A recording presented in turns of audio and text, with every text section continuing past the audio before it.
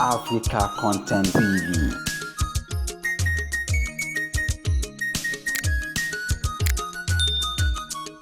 Ẹ káàbọ̀ sórí ìkànnì African Content TV, ibi tí a ti ń mú ìròyìn tó gbajúgbajà wá fún yín. Èyí ni bí àwọn èèyàn Ìrágbìjí, ìlú tí a ti bí gómìnà àná ní Ọ̀ṣun, gómìnà Gboyega Oyetola, ṣe káwọ́ ìdùnnú lọ sí ilé gómìnà náà fún gbígba ipò gómìnà Ọ̀ṣun padà.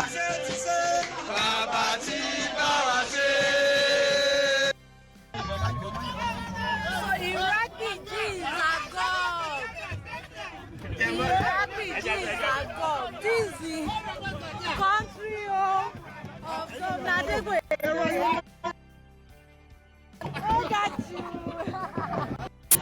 Ìrágbìjí is a God.